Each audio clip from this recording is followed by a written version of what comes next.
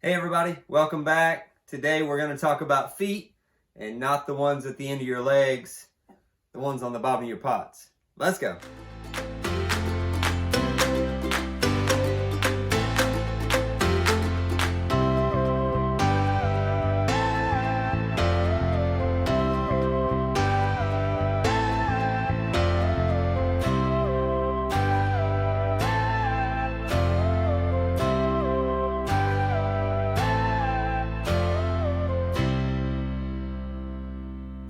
Alright guys, here we are, and as I just said, we're going to talk about the foot on the bottom of your pot, and specifically we're going to talk about how I make the foot like this on the bottom of either a bowl or a vase. You can see the foot that's on the bottom of that vase there, or even a larger bowl, say like this platter bowl. I've got a foot on the bottom of it that I made, and I do that with this rib right here. This is pretty much one of the only tools I use while I'm throwing pots. And not that I'm against anybody using a specialized tool. If you have a tool that's cut in that shape that you just stick in there and make that foot, I don't care. I'm not a purist in the sense that the fact that the way I do it is the only right way to do it and everything else is wrong. If you get the look that you want and it's a good looking pot when you're done, hey, good for you, and that's awesome. Whether you want to trim the bowl or whether you want to throw that foot on the bowl while you're making the bowl, same thing. I'm not against a trimmed foot on a bowl or a pot. I think they look great. For me, I just think if I can make that foot on there without having to actually put this back on the wheel and trim it, then I've saved myself some time, and it shows good craftsmanship. It shows good craftsmanship as well, that I can actually make that foot on there without actually having to trim it. That's just my opinion. I'm not saying this is the right or the wrong way to do it. You do what you feel is the right way to make your pots. I'm just going to show you specifically how I use this tool to make that foot on the bottom of the bowl. I've had lots of people ask me either in person or on videos in the comment section how I make that foot. So I'm going to try really hard in this video to get the camera in there to really show you how I do that. And I'll really dig in there and try to get different angles so that you can see how I do that foot on the bottom of the bowls. All right, now it's time to get the clay ready and make the pots and show you how that's done. All right, so I think the first thing that I'm gonna do is probably throw 3 or 4, maybe even 5 pieces and get them all to the point where I would be putting the foot on them. And then I'm gonna take them off the wheel on the bat, set those aside, and then we'll come back and that way I can talk through, like I said, 4 or 5 in a row, different pieces, and I can film them from different angles. And just talk through how I would make that foot on those. So first I'm going to throw 3 of these 2-pound bowls, and then I've got some 1-pound clay balls as well. So I'll probably make 5 or 6 pieces maybe even, and set those aside when I would get ready to make that foot. And then we'll come back. I'll probably film this all and just speed it up so you can watch all that in fast motion, and then we'll come back and I'll explain how I make that foot when we get to that point on all of these pieces.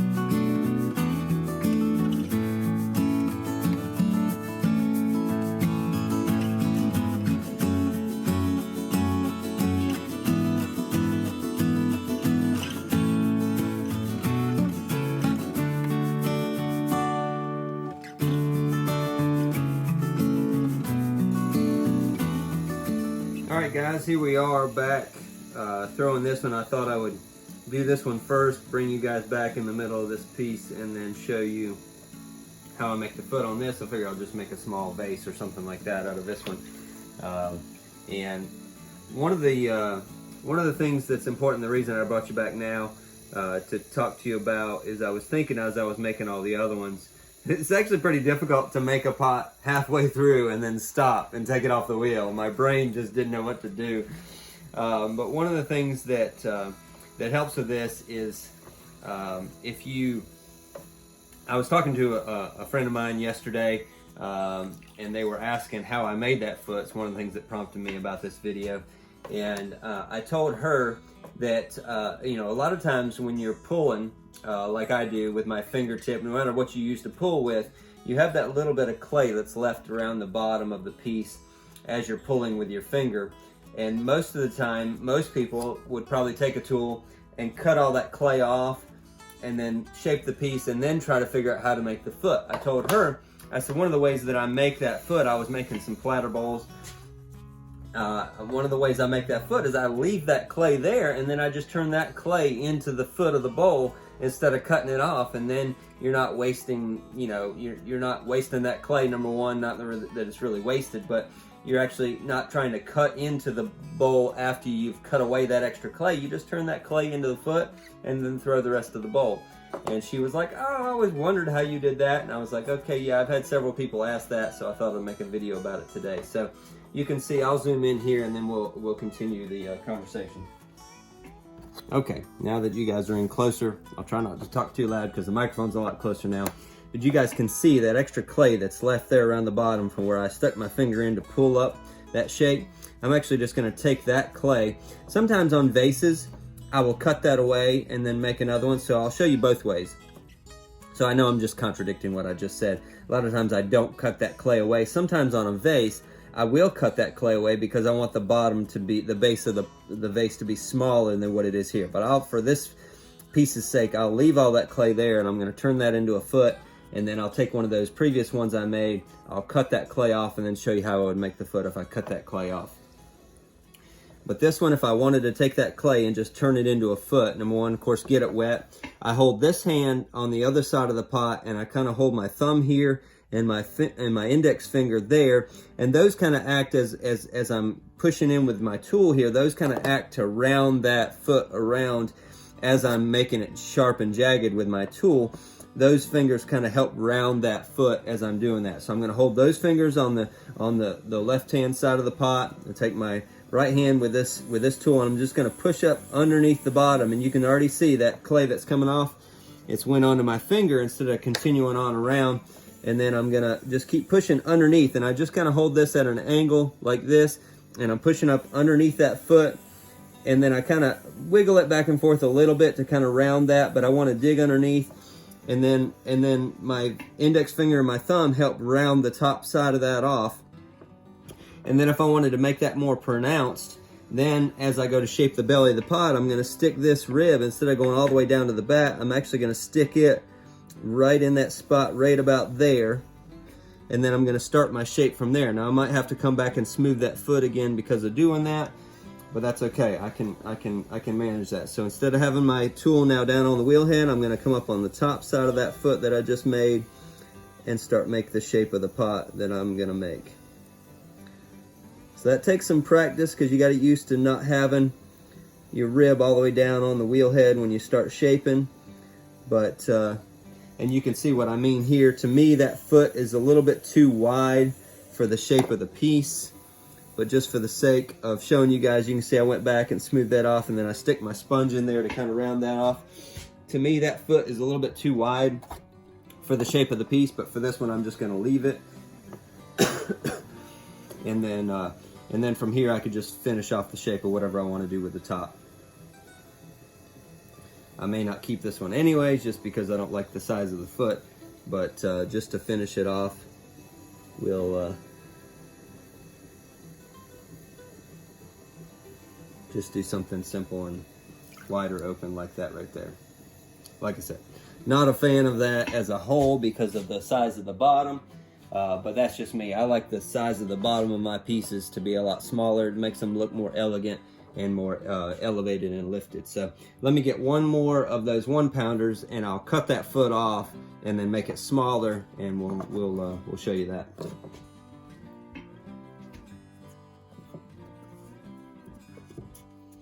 All right, here's this one that I made. So now this one I'm actually gonna take, as I said, I'm gonna come in with this tool and I'm gonna use the point of it and I'm gonna put it up against the pot, and then I'm actually gonna cut straight down like you normally would to cut that extra clay off, because I want to make a little bit smaller bottom on this. And it's a lot harder to do that with your finger, pushing in way in, than it is with a tool. So a lot of times making vases, I will do that. I'll cut off that extra clay.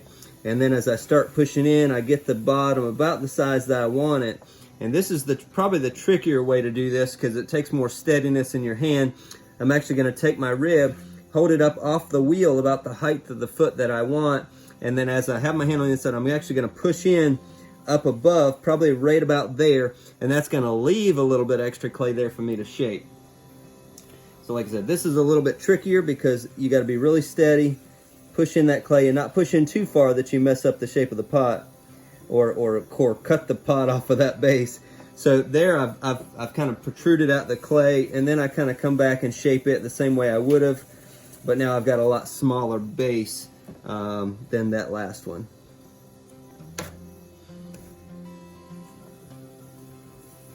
But then I can come back and get the shape that I want.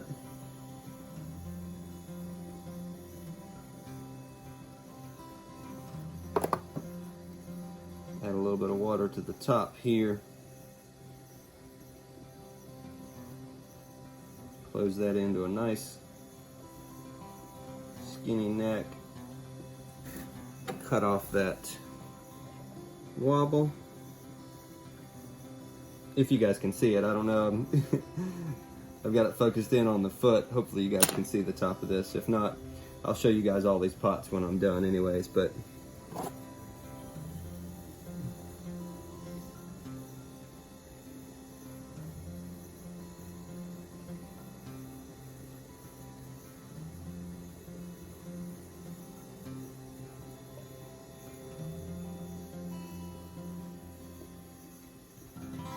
gave myself a wobble again. That's all right, I can cut that off. Even that up.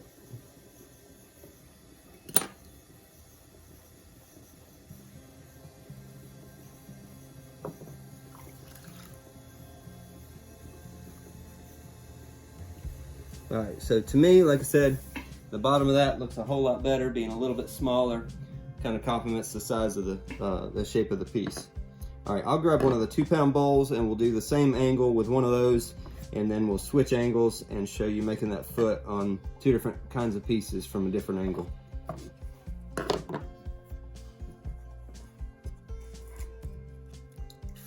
All right, now with this bowl, what I'm gonna do is I'm actually gonna take all that extra clay, like I said, that was there. I'm just gonna do the same thing. I'm gonna wet it, put these 2 fingers down around the outside on the left-hand side. Now, if you're left-handed, of course, switch it around. And I'm gonna push into the bottom and turn that clay up with this rib and form that foot.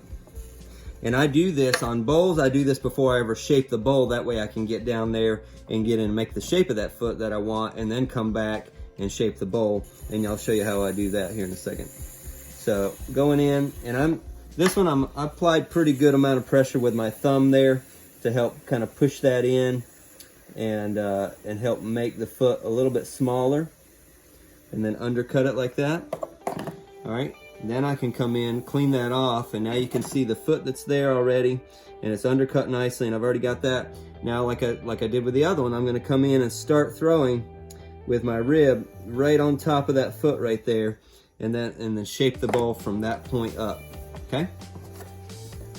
So now I'm gonna take, usually what I do is after I make that foot, I clean off around the foot and I clean off around the whole rest of the bat, and then I keep the sponge in my hand. I add a little water to the sponge, and then I add just a little bit of water down the inside of the bowl. That allows this hand not to drench the inside of the bowl, but allows this hand to glide smoothly on the inside. And then I've already cleaned off the bat, and I don't have to worry about doing that later.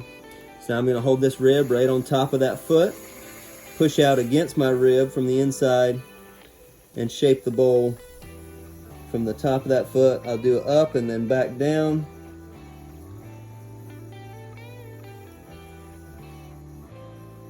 And then now I've got the foot, and I've got the inside of the bowl, and I'm feeling, of course, as I shape that, I feel the inside of the bowl with my left hand, and get the curve that I want as well as the look on the outside. If I want to put a little swirl on the bottom, I do that now. And there we go. So now you can see the foot on that is done. And there's a little bit of roughness there that I didn't get cleaned off, but I can get that off later after it dries.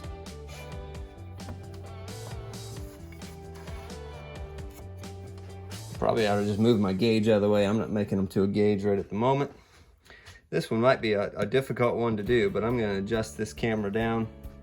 Try to stand behind the camera while I make this pot.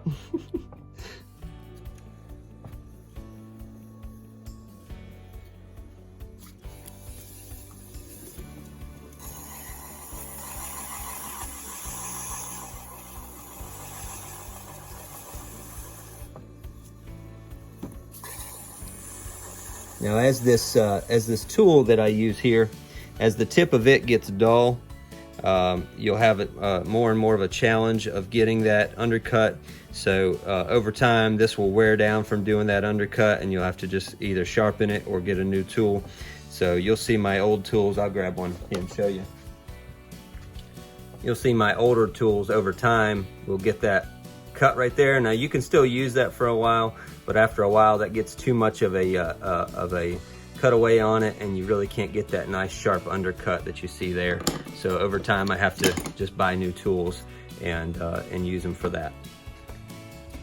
All right, so there you can see I've undercut that nicely and got the smoothness from my thumb and my index finger. Come back with my sponge, clean that off and clean the bad off. Now I'm gonna add some water to the inside of the bowl, and then try, with my camera being here, to shape the bowl. I can't really get where I want to look at it to shape.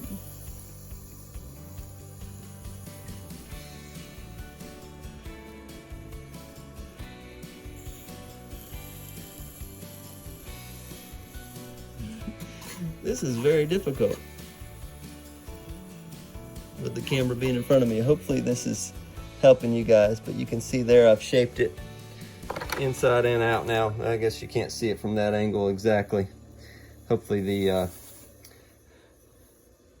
angle though of before when I put that foot on there really helped. All right, put the swirl on the bottom, and then we will switch angles again.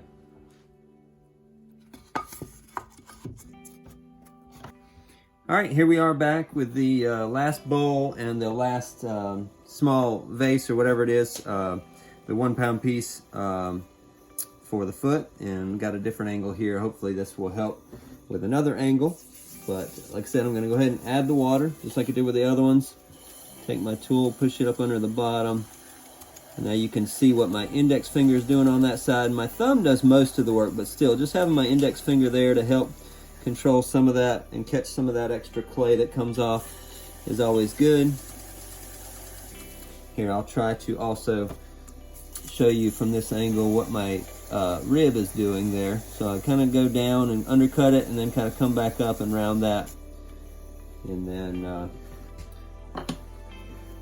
right, now I'm gonna clean that off around that foot with my sponge, add a little bit of water to the inside like before. And then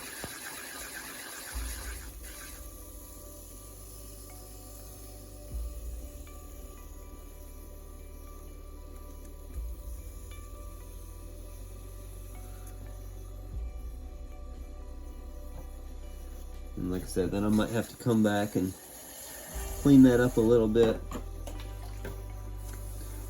around that foot.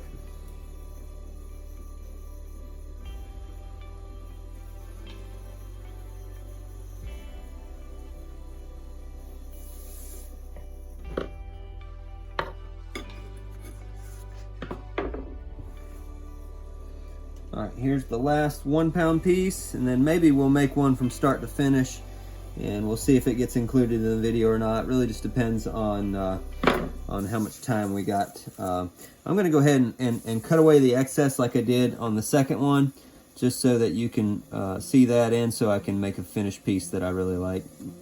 But if I wanna cut away that extra clay right down there, do that with my rib. Come back and I'm going to push in to get the size of the bottom that I want. Then I'll try to come around this side so you can see a little bit. What I'm going to do is come up off the bat a little bit, push in. Sometimes I go ahead and start shaping, or sometimes I'll go ahead and smooth that foot before I start shaping. Undercut that like normal.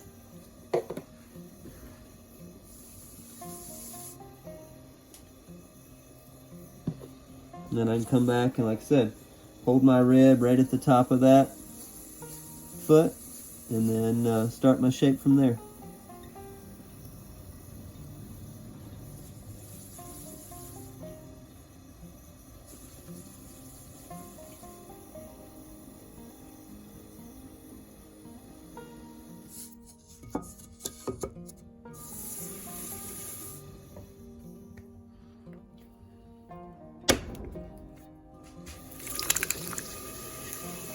All right, we'll do one more 2-pounder from scratch from this angle.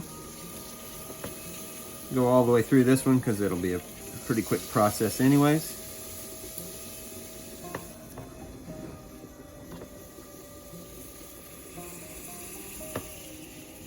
One of the things I also do when I'm making bowls like this, a lot of times I'll curve the inside of the bottom. And it's going to leave a little bit of extra thickness out towards the edge. But a lot of that I kind of get away when I undercut and make that foot anyways. But just to get the inside of the bowl kind of a nice curve, I do that as well.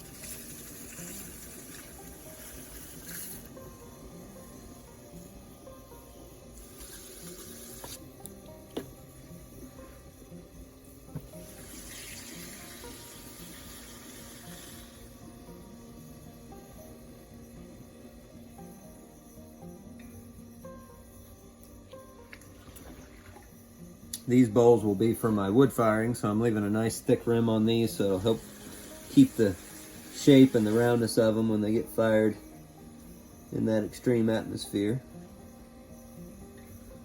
Alright, so there I got my clay at the bottom. Add my water.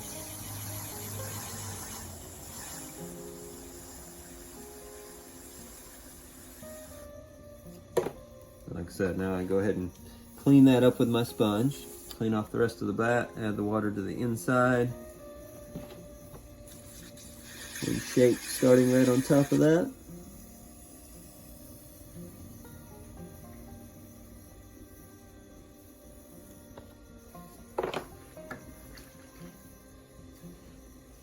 Add my swirl to the bottom.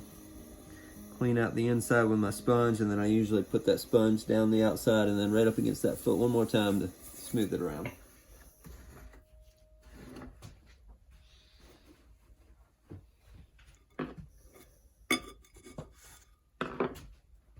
Well, there you have it. There is the technique on how I make that foot on the various shapes of pots, and I've developed that technique and used that for years. So if you don't get it right away, just keep trying it. You'll figure it out and you'll get it. Hopefully you can see all the feet on these minus this one. This one's sitting down below. You probably can't see that foot from where it was sitting. That's the last bowl we made. But as I said, like this first one, to me that foot is way too wide for the style of that pot. You know, that's just part of making pots, is learning what shape and what style you like, and then figuring out how to make that shape and style consistently. One of the things that I prefer is to make a little bit smaller base on a piece. Just makes it look more elegant and elevated. And so these last two I was definitely able to do that with and get that nice little foot on the bottom, which really finishes the bottom of the piece. For years when I first started making, I would just kind of come down at the base and I would still undercut the bottom, which would make it look really nice. But now I've gotten used to and really developed this style that I like. Unless the bottom of the pot kind of comes out at the base, then you really can't roll that foot up quite the same. A lot of those I will undercut and then put a little catch line there, or a finish line at the bottom. So it really just depends on the shape of the piece. But for anything that kind of starts at a base and bellies out, I love putting that foot. And like I said, all these bowls, they kind of have that foot on. It also gives you a nice place that when you're glazing, to glaze to that line where that foot is. As I said earlier, there's nothing wrong with a trimmed foot on a piece, and if you prefer that, then by all means, you trim a foot on your bowls and your vases, your pots, whatever you want to do, because you're the one that's going to be living with your pots or selling them, and you need to be proud of what you're making. So, like I said, this is not to take the place of that. If that's what you prefer, then that's what you need to do. But if you want to make a foot on a piece, especially a vase, a lot of times people don't trim a foot on a vase, and the nice way to finish the bottom of a vase is to have that little round foot there, and it just makes that piece look really finished sitting on a shelf or on a table. So that's a great way to finish that. So by all means, if you like a trim foot, then you do that for you. And but I hope this video helped you learn some techniques and showed you some different angles of how to make that foot on your pieces.